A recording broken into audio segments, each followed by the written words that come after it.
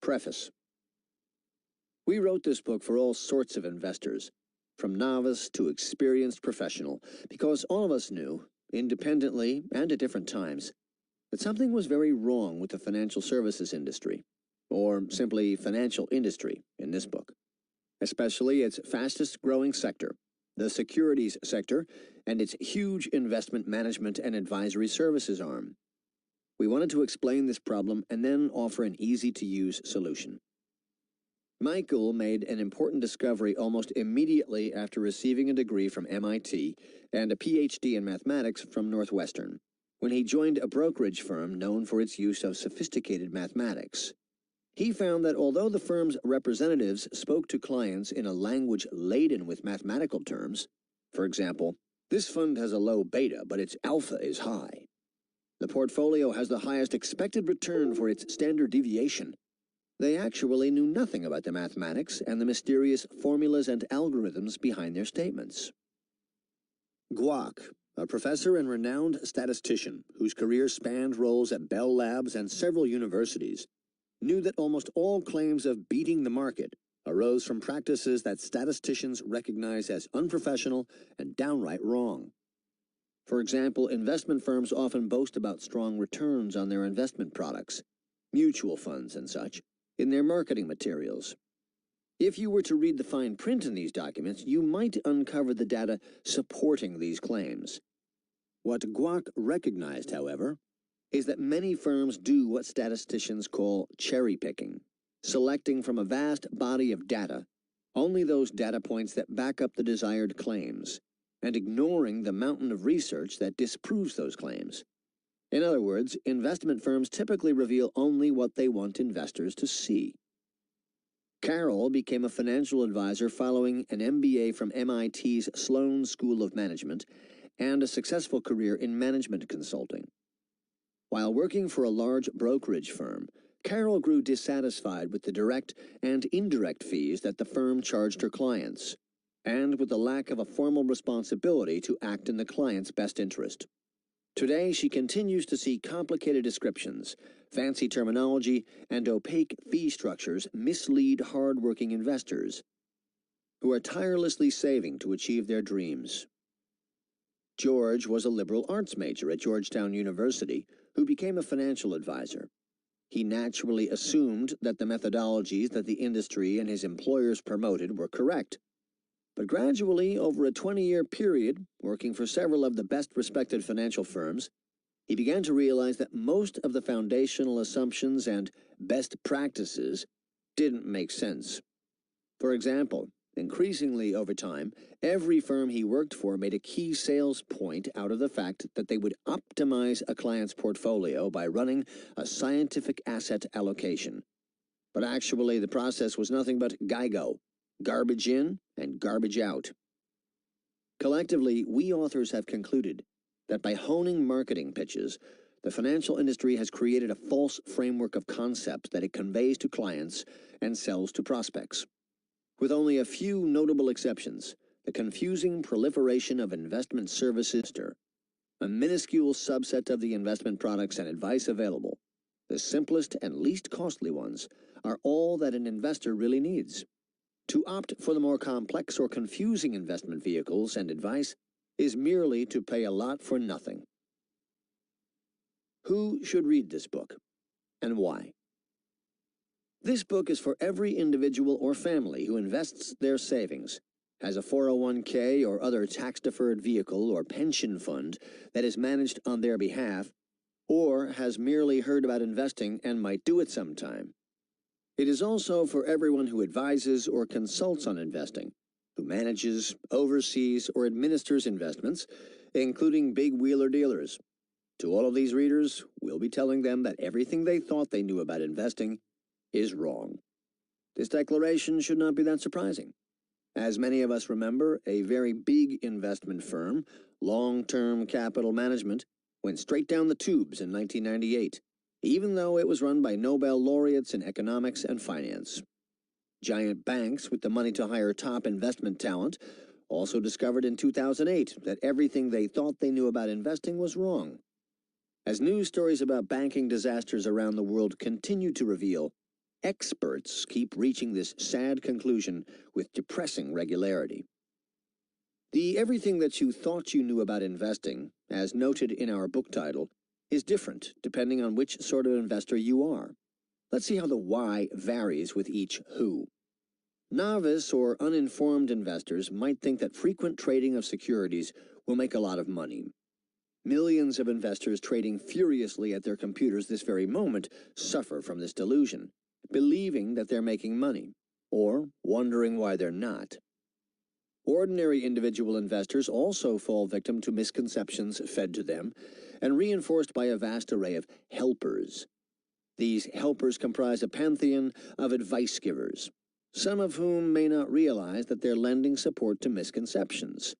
Financial advisors, financial journalists, radio and television personalities, and financial academics. Even the most conscientious helpers often don't know that many of the things they think are true about investing are, in fact, wrong. They are themselves victims of misinformation, such as the cherry-picked data and sophisticated math lingo we described earlier that promise low risk and high returns, and they unwittingly victimize their clients and audiences in turn. Other types of ordinary individual investors, informed in the investment field through helpers' counsel, their own research, or both, may believe they're doing all the right things prudent and smart investors do, making sure to contribute to a 401k plan, rebalancing or diversifying their portfolios regularly, putting money in target date funds, and dollar-cost averaging. Many of these practices, however, are of no use, with some even losing investor dollars.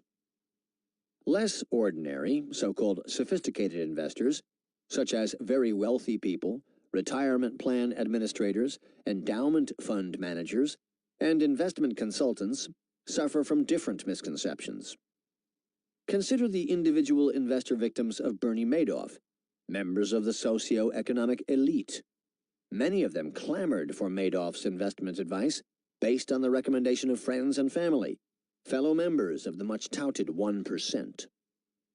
Investment professionals, retirement plan and endowment fund managers, investment consultants, and so forth, often have joined a financial firm believing in its stated mission.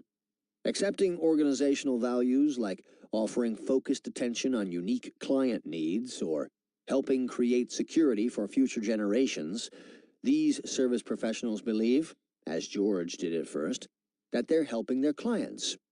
But the strategies their firms offer to make good on those values are usually riddled with misconceptions, many of which serve only to enhance the revenues of the firms. And if employed at one of those 5 or so investment banks that are still often described as too big to fail, they're victims of another misconception, that the mathematical risk models their firm uses protect against disaster. Actually, these models are nearly worthless. Administrators of large public pension or university endowment funds, and wealthy individuals too, typically engage a consulting firm that may recommend investing in alternatives like hedge funds or funds of hedge funds. These types of investors probably don't realize that bloated payments for these all too often inferior alternatives heedlessly squander their money. Money that was to protect heirs, finance charities, support needy university students, or secure the pensions of city employees like firefighters and teachers. And for readers who are financial academics or investors with a technological bent and a fondness for cutting-edge ideas, the misconception dogging them is that employing a quantitative strategy, using an 18-factor mathematical model, or replicating hedge funds will make them millionaires. What they don't realize is that, again, such models aren't as effective as they sound, and that the fees hidden inside these investment strategies will obliterate the return, if any, they might get. If you recognize yourself among these types of investors, then we encourage you to read on. Plan of the book. We begin our main discussion in the introduction, where we describe our recommended Simplify Wall Street portfolio, as well as explain why Wall Street and the mainstream financial industry don't want you to hear our advice. We'll explain how these entities make their money, and we'll clarify the terminology and numerical assumptions that we use in Part 1. Part 1 describes the 3 simple rules of investing, with a chapter dedicated to each one. The first rule is to ignore 99.9% of all the investment alternatives offered to you by the financial industry. That's not a misprint. A huge number of investment products are available, but 99.9% of them are of no use to any investor. We'll tell you which 2 or 3 should be your mainstays, and a few more that will do no harm and could be helpful. The second rule is to invest by looking forward. That recommendation may seem rather obvious, but it's not what most people do. Most people, and their advisors, comb through historical investment performance figures to decide how to invest. Because that information is about as relevant to your investing future as the price of wool in Uzbekistan, you should learn to ignore the past and look only forward.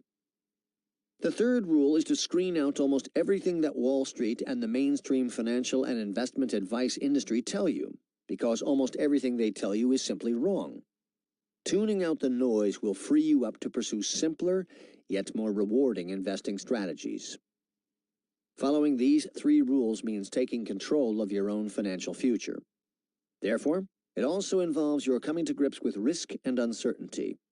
Let this modified version of Reinhold Niebuhr's famous Serenity Prayer guide you. Grant me the grace to accept with serenity what I can't foresee, the courage to plan for what I can, and the wisdom to know the difference. Because our 3 simple rules don't include most of the standard recommendations from the investing community, financial media, and academia, we're going to have to explain why they don't, or you won't believe us. This is the objective of Part 2, with a chapter dedicated to each of the investing world's 7 deadly temptations. Seductively appealing, these 7 claims and recommendations have been molded over many years to sound right, through a trial-and-error process of testing client reactions. We'll tell you why they are all wrong, meaningless, or inapplicable in the real world. We'll begin with the temptation to beat the market.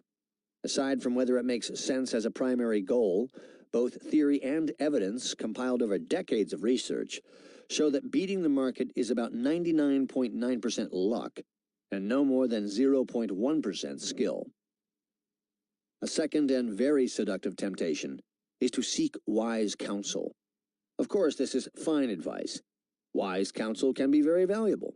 Our real concern is the counsel truly wise? So-called wise counsel, no matter how well-intentioned it seems or how smart it sounds, may simply lead you into further temptations. Temptations that are, at best, of no value, and at worst, will destroy your finances, due partly to the cost of the counsel itself. A third temptation is to decrease risk and increase returns by submitting to a mathematically calculated asset allocation. Providers of wise counsel often use this temptation to entice prospects to become their clients. As we'll show, however, asset allocation is usually a meaningless exercise.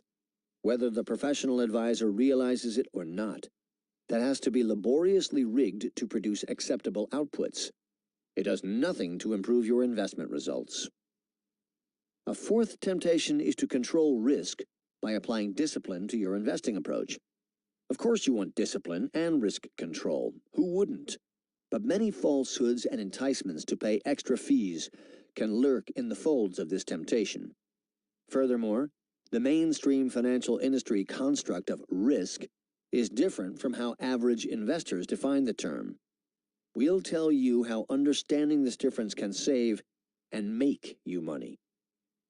A fifth temptation is to do the things that always work, except that they don't. These include activities almost always regarded as best practice, so no one doubts that they are correct, such as always fund your 401k to the max, regularly rebalance your portfolio, and dollar-cost averaging increases return and reduces risk. The problem is that all of these conventional wisdoms are wrong. A sixth temptation is to do what the most wealthy and supposedly sophisticated investors do in hopes that financial reward follows.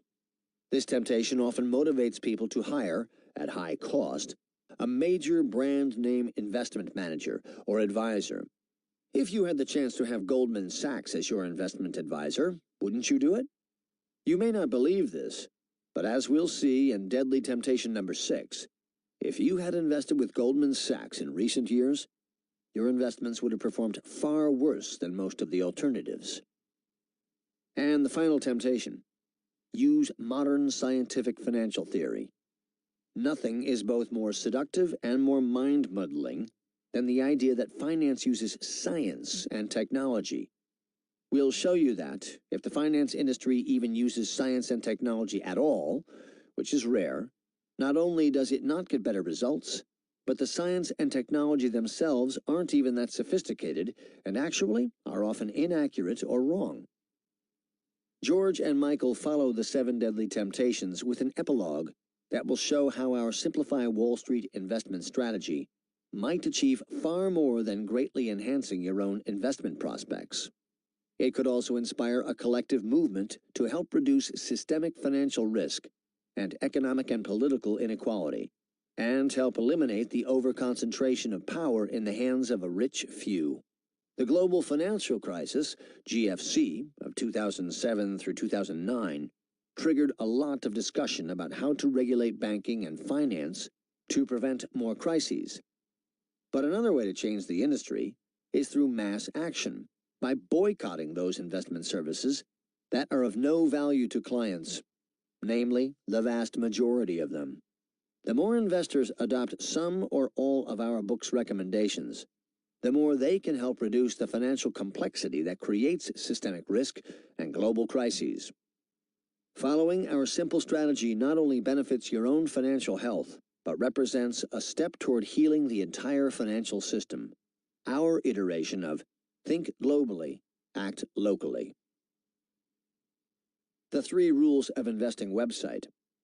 References to this book's website, 3rulesofinvesting.com, appear throughout our discussion. The website goes into more detail about some topics and also shares useful tools, timely news, articles, book updates, and corrections to the book, if there are any. Also included is a page of clickable links to all the reference materials and websites that are mentioned in the book, a forum for discussion, and ways to contact us directly. Introduction. The Simplify Wall Street Portfolio. Many people refer to Wall Street and the financial industry as if these were synonymous. We'll sometimes take that liberty too, but in reality, many financial services firms operate far from the actual Wall Street in Lower Manhattan. In discussing the financial industry, wherever it may operate, we follow a definition described in a 2012 paper, The Growth of Modern Finance, by Harvard Business School professors Robin Greenwood and David Sharfstein. These authors give a detailed breakdown of the U.S. financial industry. The securities industry, investment management and advisory services, brokerage, etc. Credit intermediation, loans, bank deposits, credit cards, etc., and the insurance industry. The securities industry, the fastest growing sector, is what we mean when we use the term financial industry in this book. Almost everybody gets one thing wrong about the financial industry. They think people in the financial industry know how to make money and therefore can help them make money, too. They think these folks have magical ways to make money with money, since most people in the financial industry make good money themselves. Certainly, some people in the financial services industry are smart and do know how to make money, but not in the way you think. Not because of any particularly special or high-level knowledge requiring turbocharged brain power. This is the sort of fundamental fallacy we'll explore more fully in Part 2, where we discuss the deadly temptations common to investors of all types. The fact is, Wall Streeters and others in the financial services industry know how to make money in the most mundane way you can imagine, by charging more for their products and services than it costs to make or deliver them. In other words, they make money by generating a profit. It's how they generate that profit and why that profit is so big that is the basis of our argument to resist the deadly temptations and follow our three simple rules instead. How the financial industry makes money. Every business, even a non-profit business, needs to earn a reasonable profit. A profit is necessary because the alternative is a loss. And if you lose money regularly, you will eventually go out of business.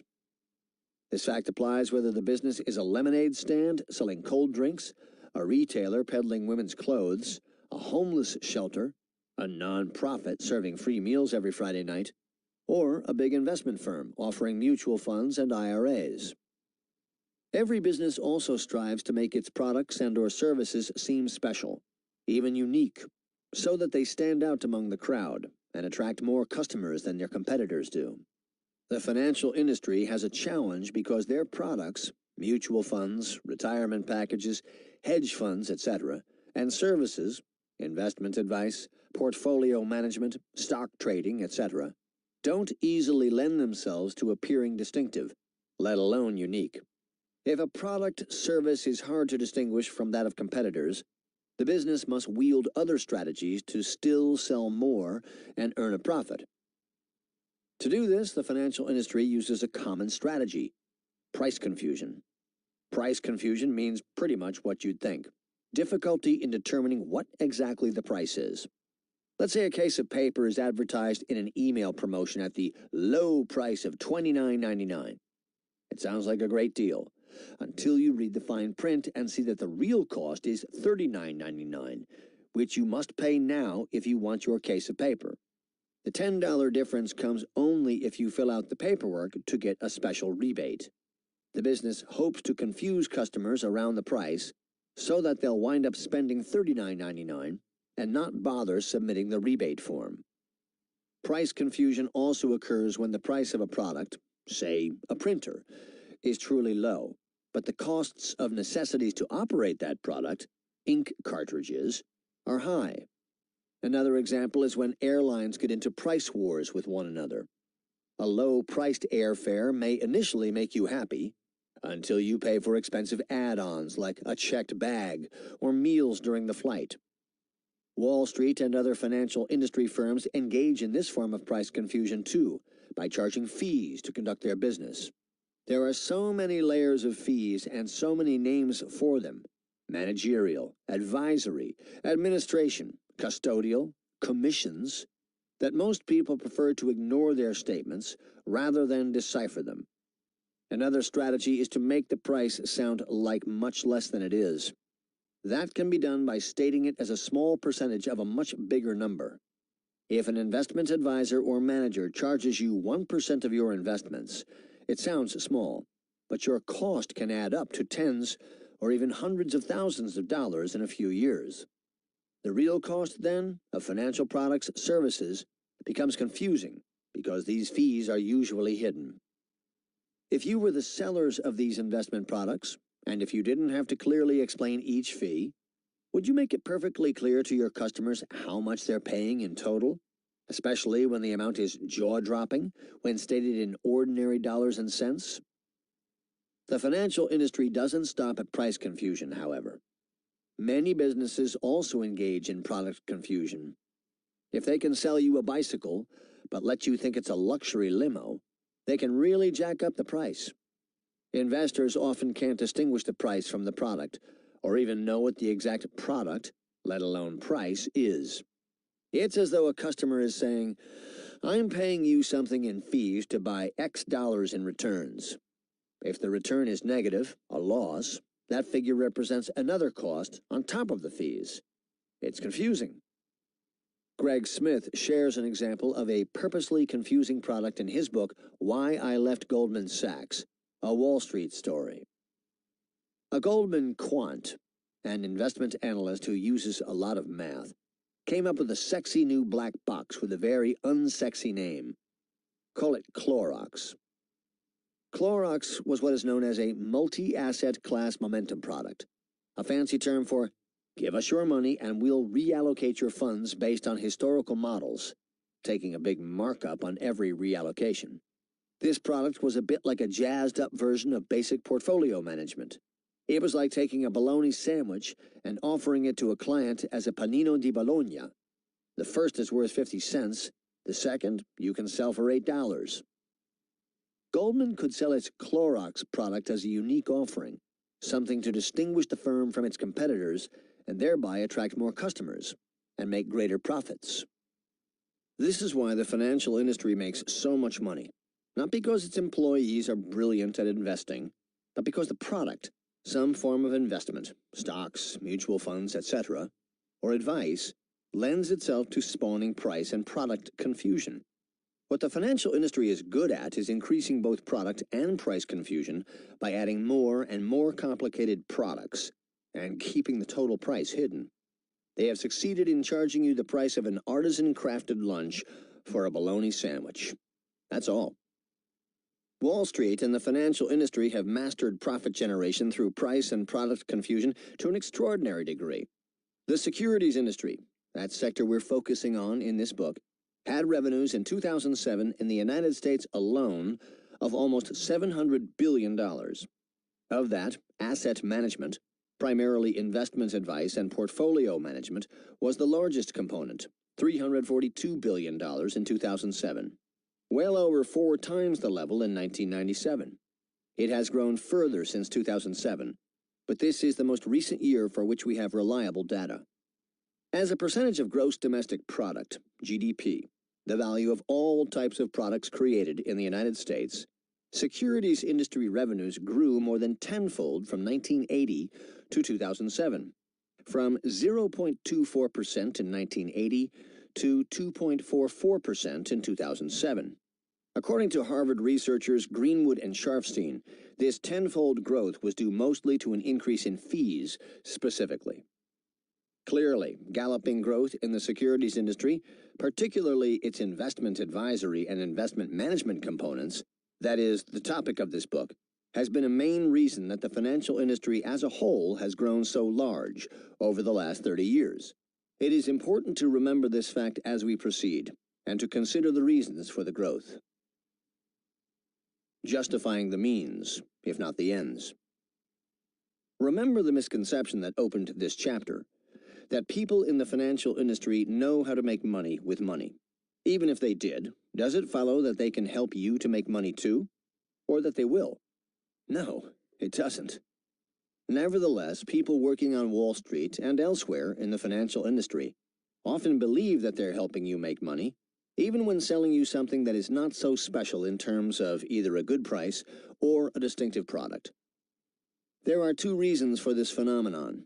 The first involves the silo effect. No single person or group in a large organization or network is wholly responsible for all the stages of a product, the way it is designed, priced, marketed, and actually comes out in practice. Different groups at a company may make these decisions separately, in their own department, or silo. To complicate things further, the silos seldom interact or communicate effectively with each other, so one doesn't know what another is doing. This is the silo effect.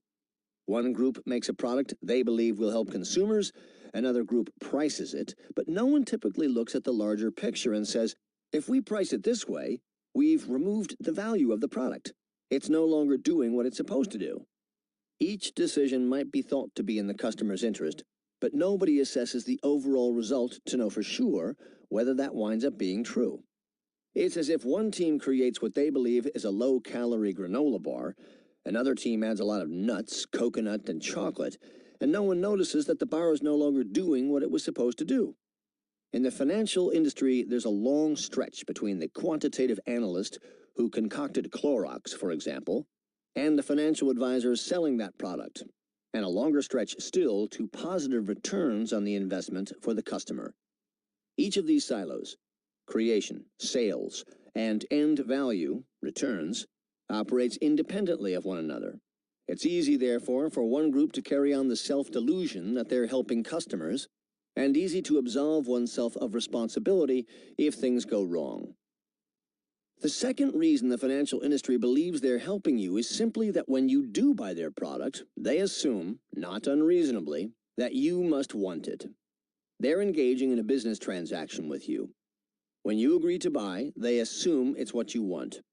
Like any smart business people interested in making money, they won't exert themselves to point out these products' weaknesses or to make it any clearer than they have to how much you are really paying for them. It's their job to market the products that will make handsome profits, to design something they can convince you to buy, to figure out how to charge you as much as they can without losing you as a client, and then to convince you to buy it. In practice, they might use innovative means to obscure how much you're paying.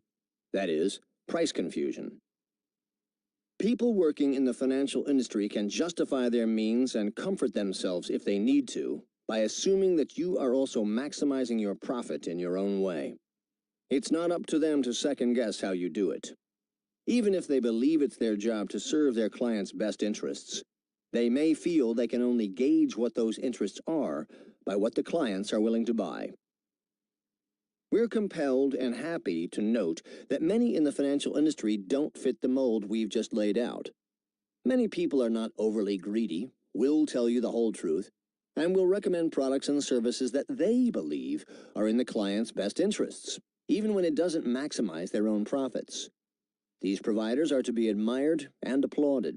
This praise applies to mutual fund firms that provide simple, ultra-low-cost investment products, to financial advisors who charge transparently by the hour, day, or task, such as creating a long-term financial plan, or as a very low percentage of investment assets, to financial journalists who have a healthy skepticism of what industry sources tell them and delve to get at the truth, and to academicians who bend over backward to be clear and transparent in their writing, and to either are genuinely mathematically rigorous or eschew mathematics when it's simply unnecessary. Because misinformation and deceptions are so endemic in the industry, however, it is difficult for investors to distinguish truths from falsehoods. This can often make it difficult for honest, ethical, and genuinely knowledgeable professionals to get through. We hope that the publication of this book will make it easier for those true professionals, the better elements in the financial industry, to get their message across. In the final analysis, it's not the job of people, good or bad, working in the financial industry to make you money. It's your job. We hope that the Simplify Wall Street portfolio that results from following our 3 simple rules of investing will help you do that job successfully. The Simplify Wall Street portfolio. Simplicity is the ultimate sophistication. Leonardo da Vinci. Many investors, as we've noted, are perplexed by the array of possible investment vehicles and strategies, not to mention their costs. They would be justified to lower the number of alternatives merely to reduce the price and product confusion and make it easier to make a decision, even if in the process they missed some slightly better results. But in our case, the best alternative is as plain as the nose on your face. It's the least costly, the easiest to implement, and the least risky for the benefit an investor can expect to get from it.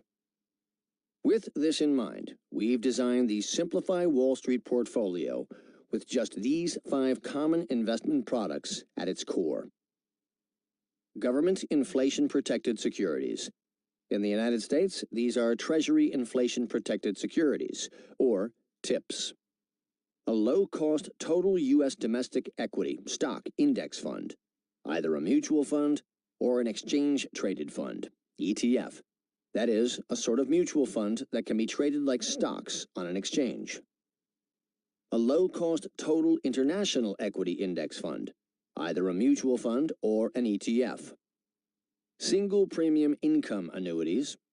Low-cost term life insurance. In rule number 1, simplify your options, we'll delve into these items in greater detail and add a few more alternatives too. But still, the whole portfolio contains only 10 possible investment products. A portfolio for everyone. Besides its modest number of investment vehicles and the easy-to-understand advantages of each, the Simplify Wall Street portfolio is also appealing because it works for all types of investors, no matter what their experience, knowledge base, or financial circumstances. We divide investors into 4 general categories. 1. super-rich individuals with multi-generational wealth and institutional investors. Investors who are managing huge assets that represent, for example, a corporation's or state government's retirement fund for its employees or an endowment at a university. 2. Reasonably well-off people. 3. People who are getting by. 4. Struggling individuals, the working poor. The main difference between Category 1, the multi-generational or institutional investor, and Categories 2 through 4 is that the latter categories have a life cycle. That is, their investments will accumulate for a period and then wind down as the individuals doing the investing grow older and start making withdrawals. By contrast, institutional funds, such as pension, endowment, and foundation funds, usually don't have an endpoint. There is no life cycle. Similarly, ultra-wealthy people and families usually don't need a spend-down plan either. They need cash flow, as institutional investors do. But they also need estate planning, specific counsel on how to preserve and pass on their wealth to future generations. Most people assume that Category 1 investors, the super-rich and institutional investors, are different from ordinary investors. But they can be seduced by the 7 deadly temptations and fall prey to investment frauds as much as everybody else. Many investors in this category were fooled by Bernie Madoff's fraudulent investing schemes, after all, and by the subprime mortgage securities that collapsed in the financial crisis in 2008. The frauds may have a more polished appearance or sales pitch and better connections, but studies show that these investors waste many billions of dollars paying for worthless investment advice and management. Reasonably well-off investors, our second category, aren't rich. They must set aside money to invest in order to make withdrawals when they need the money later, to pay for their children's college expenses, and to finance their retirement. They, therefore, want to get the most out of their investments, but also create a comfortable and secure safety net in case investments go very badly. Many individuals are in the third getting by category. These investors can barely invest enough to fund their retirement. We'll have good news and bad news for them. The good news is that they do have a good chance of building a retirement account. The bad news is that they won't also be able to afford a secure safety net. So in the unlikely but possible event that their investments don't succeed, getting by investors will be either living well below their expectations or working longer than they had hoped. Struggling investors are faring even worse than those in Category 3. They're hardly getting by at all and can't afford to invest. Unfortunately, this category includes the vast majority of people on Earth, including most people in the United States. Struggling investors are living paycheck to paycheck. This vulnerable group is frequently preyed upon by predators, like payday lenders, who take advantage of their instability. They will have to work and save as much as they can, though many will have no opportunity at all to save or invest. For those few who can save some money, there are, in the United States, federal, state, and local programs that offer very generous incentives to jumpstart their savings. Incentives for low-income savings in the United States. Savers Credit provides a federal income tax credit of up to 50% for investing. Some individual development accounts, IDAs, provide as much as a 4-to-1 match. Up to $1,000 in savings will be matched with $4,000 if low-income individuals are able to save. The terminology and context for our portfolio. Before we move on to the 3 simple rules, let's define a few words and numbers and offer some historical context so that you understand the Simplify Wall Street portfolio even better. Rates of return on investment. How much your investments gain or lose is measured as a rate of return on investment, or simply return. This figure is the percentage by which your investments grow every year on average. For example, suppose you invest $100. A year later, you have $105. Your rate of return was 5%. Nominal dollars means to economists the dollars you see in your billfold. These dollars don't change over time. Real dollars means something different to them. It means what you can buy with those dollars.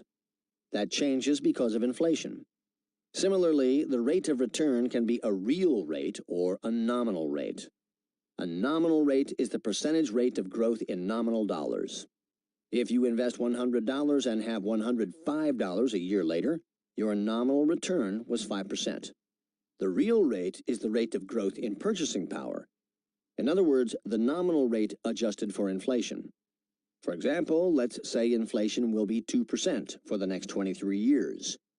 If your nominal rate of return is 5%, then your $1 will grow to $3 in 23 years. But if you think you can buy 3 burgers with that $3 in 23 years that are now priced at $1 each, think again. For the real, inflation-adjusted rate of return, we'll need to deduct that 2% for inflation from your 5% nominal return, so the real rate of return is 3%. So your dollar will grow to a purchasing power of only $2, and you'll be able to eat only 2 burgers. Let's now look at what the returns are likely to be in the future. Table 1A summarizes the expectations for long-term bonds and inflation, and Table 1B summarizes the expectations for equities. Equities means stocks. Table 1A.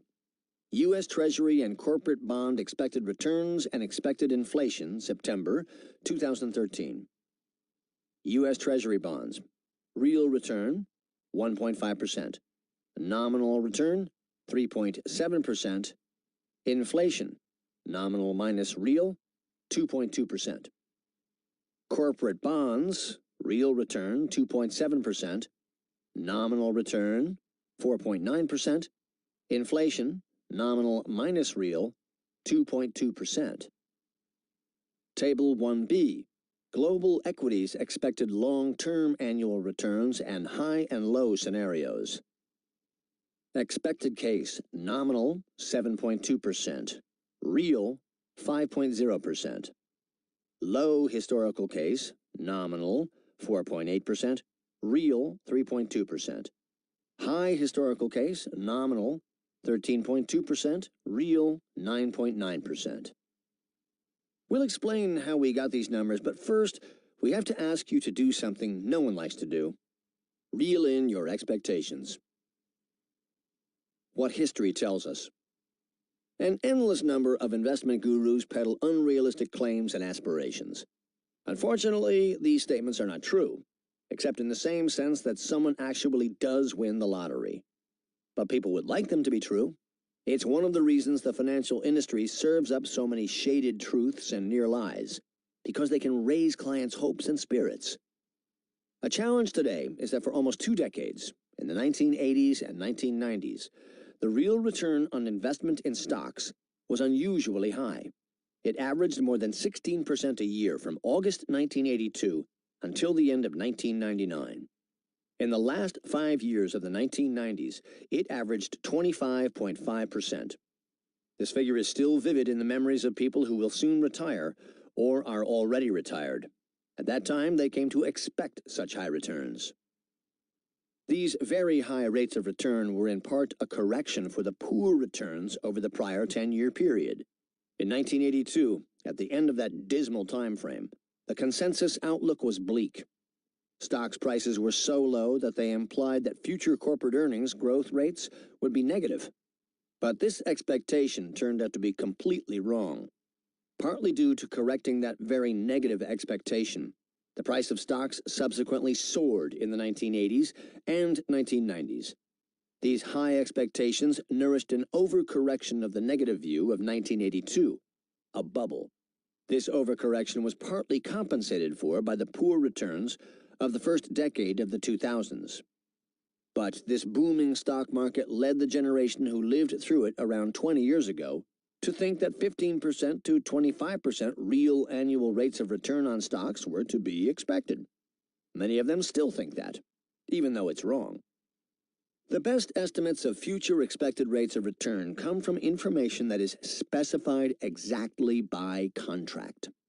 Such precisely specified contracts, unfortunately, apply only to fixed income investments, such as bonds. For example, The contract could say that the price of the bond is $1,000 and it will pay $40 a year in interest until maturity, when the $1,000 principal will be returned. Hence, the expected rate of return is 4%. This number is also called the bond's yield to maturity, or simply its yield. Expected rates of return on bonds. The issuer of a bond, usually a corporation or government, guarantees you a specified stream of payments every 6 months, the bond's interest or coupon, until the bond matures. When the bond matures, you'll get approximately what you originally paid for it back. The principal, unless of course the bond issuer defaults, that is, can't make the payments. The bond's yield to maturity is the return you get from now until it matures, if all the payments are made. We know what the rate is because it can be calculated with certainty. Let's start with the safest, least risky investment you can possibly make: U.S. Treasury inflation-protected securities, TIPS. We'll be saying much more about these later in the book. At the time of this writing, 30-year TIPS maturing in 30 years, yielded about 1.5%. This is a real, that is, inflation-adjusted rate of return because the TIPS principal value increases annually for inflation. The nominal Treasury rate of return is the yield on a non-inflation-protected U.S. Treasury bond. At the time of this writing, the yield on a 30-year Treasury bond is about 3.7%. This is a nominal return because the bond's principal does not increase with inflation.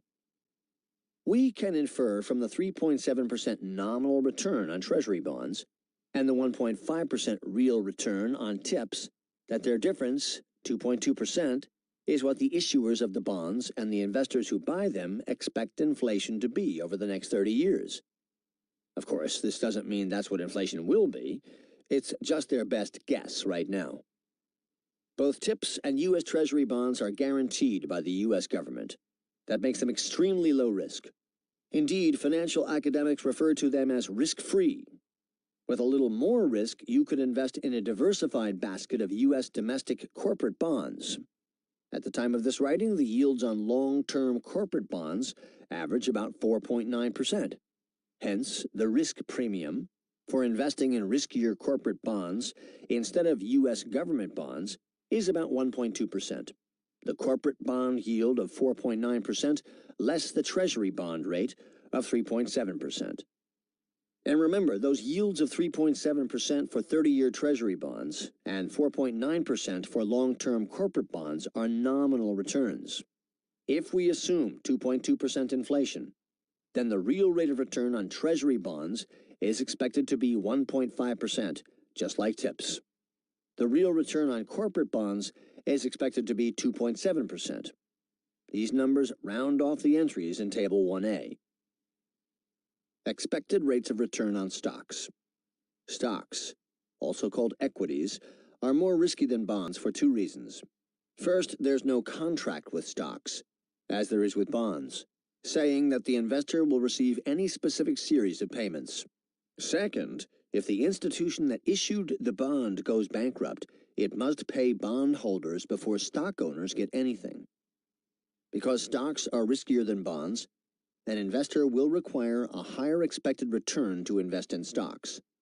The difference between the expected return on stocks and the expected return on bonds is often called the equity risk premium. The amount of the equity risk premium can be estimated, a better term might be guessed at, in various ways. The historical average has been about 4% to 4.5%. The return on stocks varies quite a lot from year to year, as anyone who has invested in them knows. However, their long-term average annual returns do not vary as much when measured over long time periods, such as 30 or 35 years. As we'll see, this is the time period for which an individual's average retirement dollar is typically invested. 3 professors from the London Business School studied the past performance of stocks in 19 developed countries. The countries included most of the major nations of Western Europe and Northern Europe, that is, Scandinavia, plus the United States, Canada, Australia, Japan, New Zealand, and South Africa. The results of the study showed that from 1900 to 2011, stocks of these 19 countries offered average real returns from 2% to 7% a year.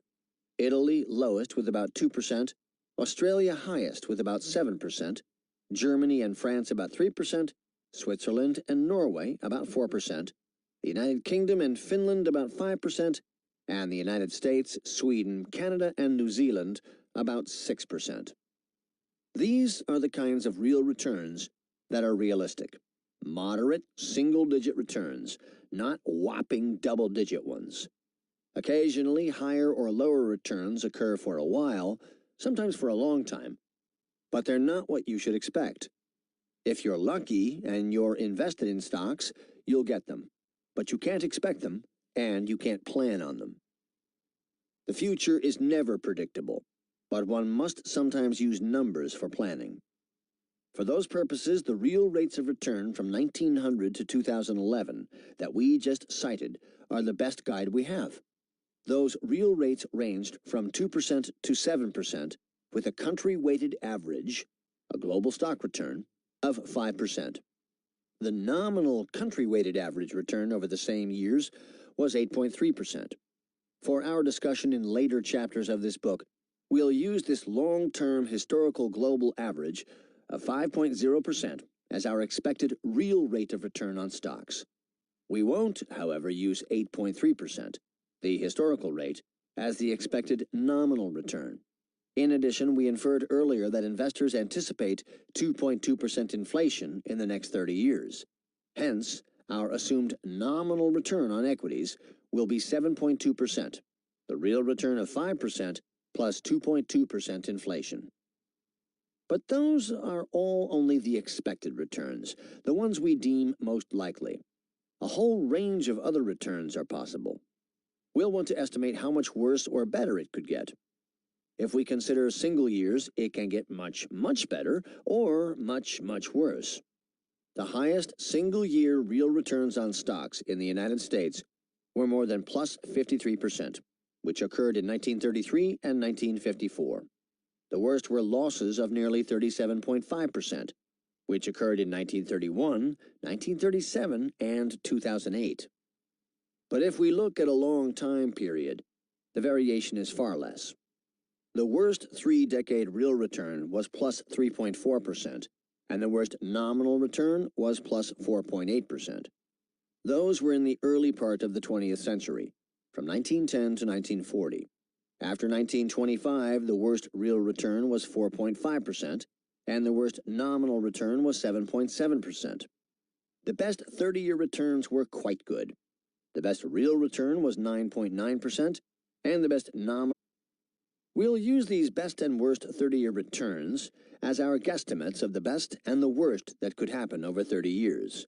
It is true that there is no guarantee whatsoever that worse or better could not happen, even a negative global return.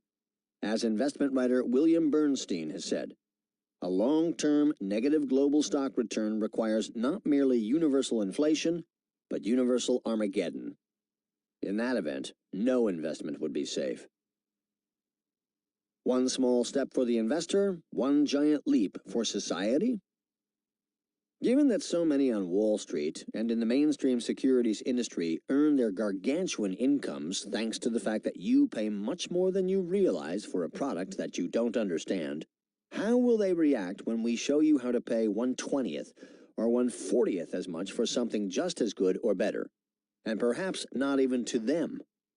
Well, we'd expect them to fight this advice tooth and nail. They'll create every argument they can think up why we're wrong. Their standard rebuttals to sales objections already try to dispute a few of our claims, and they'll intensify their counterarguments. They have become comfortable because their customers, or their Muppets, as Greg Smith says some of his Goldman Sachs colleagues called their clients, so far have shown few signs of truly realizing that they've been paying a lot for really very little. The damage is greater than that, however. Investment strategies and vehicles created in the belief that they will spread out risk and increase returns actually create more risk, not just for the individual investor, but for the entire financial system. If hundreds of thousands of people around the world purchase shaky investment products that eventually blow up, the financial systems in those investors' countries can collapse in the explosion. The dramatic economic downturn of 2007 to 2009 in the United States, for example, was in part due to investment products that were nothing more than bundles of poorly qualified, so-called subprime mortgages, repackaged and sold as promising investments. The sorts of investment products we've described from Wall Street and the financial industry can also concentrate power and increase economic inequality. A minuscule percentage of the population is getting both phenomenally rich and unduly powerful, in large part because the rest of the population has been seduced into paying extraordinary fees for something that they believe they need: investment products, advice, and management. But that is, in its higher-priced forms, nearly worthless. Funds thus continue to flow to ultra-wealthy captains of finance from far less wealthy investors by means of opaque, complex-sounding, well-marketed, and confusingly priced investment products and services. This cycle does nothing but exacerbate economic imbalances, intensifying economic hardship for those who pay, while entrenching a financial elite that is not only too powerful, but increasingly removed from and uncomprehending of the lives of the rest of society. Part 1. The 3 simple rules of investing. Everything should be made as simple as possible, but not simpler. Albert Einstein. Taking Professor Einstein's recommendation, our goal is to make things as simple as possible, but not simpler. You'll be surprised how simple they can and should be made. In the investment world, however, things are often made as complex as possible.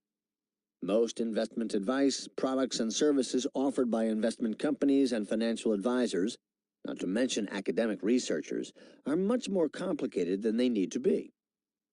Complexity comes with a cost. If an investment strategy will enable you to save $100 on your taxes or earn $50 more in interest, but it will cost you $3,000 to pay someone to help you do it, then there's not much point in doing it. Complexity is costing you much more than that, though, and usually you gain nothing. We'll cut that kind of complexity to the bone. When there is a strategy that will save or earn you money, we'll tell you about it. But if it will cost you more to do it than you will save or earn, we'll tell you that too. We're mostly going to describe simplifications that earn or save you more, and cost you less. That may sound like what economists call a free lunch. Too good to be true. But free lunches are possible even in the investment field, and we've done the work to show you where to find them. To enjoy your free lunch, just follow the 3 simple rules discussed here in Part 1. The first 2 rules are about what to invest in and how to invest. The third rule is about what to screen out, and Part 2 will tell you why. Rule number 1 describes what to invest in by encouraging you to radically reduce the number of investment products you use. Rule number 2, the central nugget of the book, reveals the investment strategy that is not only the simplest, but the best to help you meet your financial goals. You will learn how to do this even with only 2 investment classes. Short and to the point, rule number 3 will tell you to ignore the noise, all the counterclaims and arguments against our recommendations that you typically hear from Wall Street and the financial industry. Don't let that noise dissuade you from following rules number 1 and number 2. Rule number 1. Simplify your options. You may not believe this. Whether you're a small investor with a few $1,000s to invest, or a wealthy investor with a few $1 million, or a gigantic pension fund with $100 billion, you need only consider at most about 10 investment products. The rest are of no use and aren't worth thinking about. If you're going to buy a computer, how many brands do you need to choose from? About 10? And the same thing for a smartphone. Maybe 10 models at most. This point applies whether you're a teenager doing homework or a top executive at a Fortune 500 firm. Shopping for investments is a little different. You're faced with tens of thousands of investment vehicles to choose from, offered by thousands of investment firms. There are more than 80,000 mutual funds and ETFs, exchange-traded funds worldwide. There are almost 10,000 hedge funds. The array is mind-boggling, and it keeps expensive financial advisors busy trying to guide confused investors through the mess. They let you know it's difficult to choose because there are so many choices. But actually, there aren't. If there were 100,000 computers or smartphones to choose from, and 99.9% of them cost 5 to 80 times as much as the other 0.1%, but weren't any better, how many would there really be to choose from? Why aren't there 100,000 computers or smartphones for the consumer to choose from, but there are 100,000 investment vehicles? Because of product and price confusion, a topic we covered in the introduction. Consumers don't realize that 99.9% of investments cost so much more than the others. Neither do they realize that those few that cost so much less are just as good as, or even better than the rest. They have been so confused by the product that they think they're buying a luxury convertible when they're only buying a bicycle and paying 50 times too much for it. They're so confused that they don't even know what exactly they're paying. Hiring a financial advisor to guide you through the mess of investment products is usually no help. Most financial advisors will only reinforce and even add to the confusion because it is what they were taught. It is the industry status quo, and most of them, perhaps too uncritically, believe it. They believe they're trying to help their clients while also making a living, and they have no incentive to depart from the industry line. The only investment vehicles you'll ever need. In this book, we're talking about passive or indirect investing. In other words, investing in businesses in which you're not an owner or employee. We're not trying to tell you how to actively and directly invest in or run your own business selling, say, hamburgers. Note, too, that a completely different meaning of passive applies to an investment vehicle that invests in all the securities in a market index instead of trying to pick certain ones. An index fund, then, is passive in this way. If you've got savings in a 401k, an IRA, or taxable individual or joint account, or investments you oversee by being the administrator of a university endowment fund, a pension fund, a foundation fund, or a wealthy family's office, we're talking to you.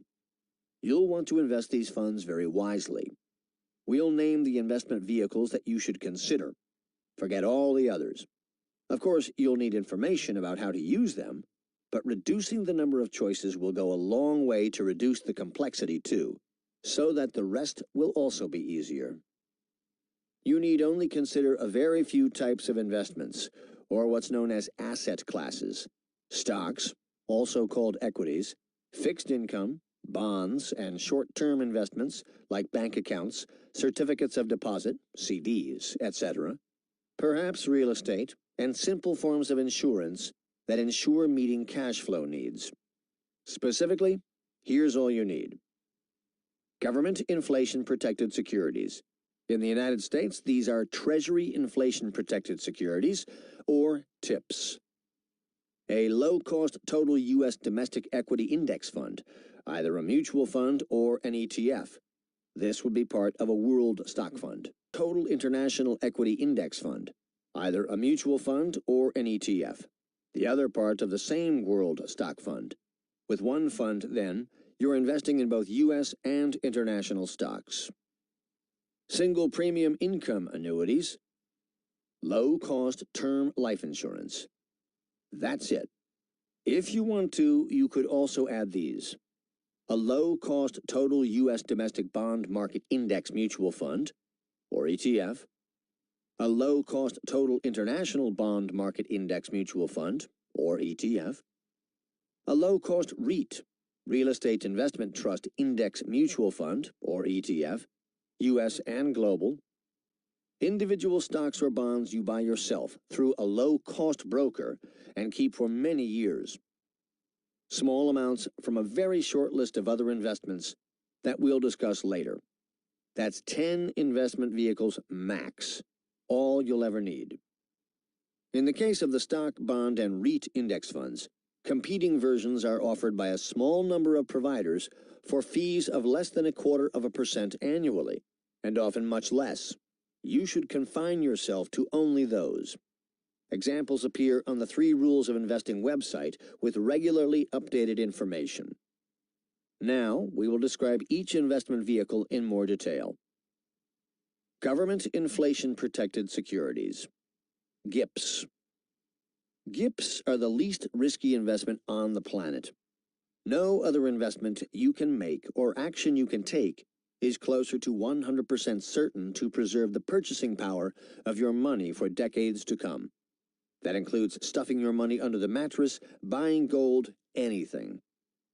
The best known GIPS is the U.S. Treasury Inflation Protected Securities, TIPS. These can be purchased easily online at the Treasury Direct website of the U.S. Department of the Treasury. Several other national governments also issue inflation-protected securities. The United States is the biggest issuer, however, so to keep things simple, we'll talk mainly about TIPS. TIPS protect against inflation by increasing the face value by the inflation rate each year. Let's start with an example. Suppose you buy a TIPS contract for its face value of $1,000, and the interest rate is 1%. Hence, the first year the interest is 1% of $1,000, or $10. But each year the Treasury increases the TIPS face value for inflation. Let's suppose that in the first year after you bought it, inflation is 2%. That means the face value becomes $1,020, so next year you will get interest of 1% on $1,020, or $10.20, and so on for the length of the TIPS contract. As this example shows, as the TIPS contract matures, the government continues to pay you interest on the inflated face value. The final payment, then, is likely to be much more than what you paid for the TIPS in the first place, to keep up with inflation. Another nice thing about TIPS is that they also protect you against deflation. If inflation was actually negative from the time you bought the TIPS until maturity, then you'll still get your $1,000 back at maturity, not its deflated value. Is there really no risk with TIPS? Well, no. There's never no risk, but you can't get a smaller risk with a long-term investment than with TIPS. There just isn't one. There are 2 risks with TIPS.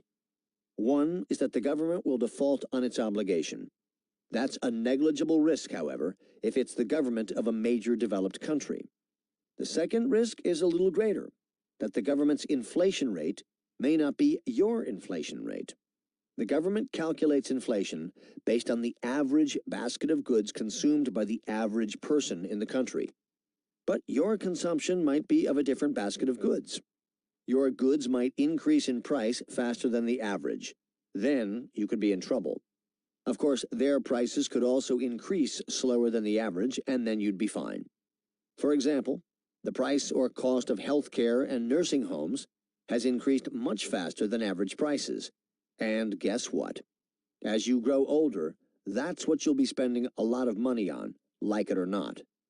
So if the price of health care increases faster than the rate of general inflation, TIPS payments will lag behind.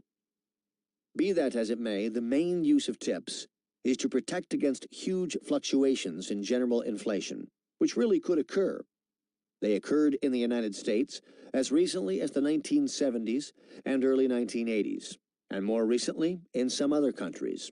So if you're depending on payments from investments over the next 30 to 60 years, it's a good idea to protect against those fluctuations if you can. Here's one more point to keep in mind. TIPS' longest maturity is 30 years. You can guarantee yourself an income until 30 years out. But what about after that? If you're retired at age 60, there's a decent chance you'll still need to collect an income after age 90. For that, you need an annuity, the simplest kind available. It's on our list of core investment vehicles, and we'll discuss it soon. Global Diversification in Global Inflation-Protected Securities, GIPS. In addition to the United States, a number of other countries issue inflation-protected securities, notably the United Kingdom's index-linked gilts and France's OATI, to hedge against sovereign risk, that is, the very small risk that a major developed country cannot or will not honor its guarantee, an investor could invest in a diversified portfolio of GIPs, maturing on the desired dates. Doing so would take more effort than investing only in the inflation-protected securities of one's own government, but it would add a small measure of diversification, which will reduce risk. World Stock Index Funds. The second investment is different. Global stocks, that is, stocks that are listed on stock exchanges in the United States, Europe, Hong Kong, Tokyo, Australia, Brazil, and many other places in the world, are the riskiest major category of investments. When you invest in stocks, there's no contract to say you'll ever receive anything back. Because global stocks are not as certain as GIPs to pay your money back, they have to offer you more. As we noted earlier at this writing, U.S. TIPS offered a return of only about 1.5% above inflation over the next 30 years. Global stocks, however, are likely to provide a higher return if you wait long enough.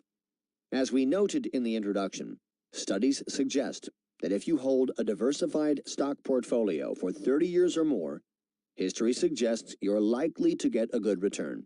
That is, about a 5% return above inflation on average, give or take perhaps 3%. That likelihood is as high as possible if the portfolio is globally diversified. But it's not guaranteed, not at all. GIPs, in contrast, are guaranteed by the government that issued them. Fortunately, it's easy and very inexpensive to invest in a globally diversified stock portfolio. The simplest way is to buy a World Stock Index ETF. Index, in this context, simply means a single investment vessel that holds a lot of different shares in various stocks, in fact, hundreds or thousands of them.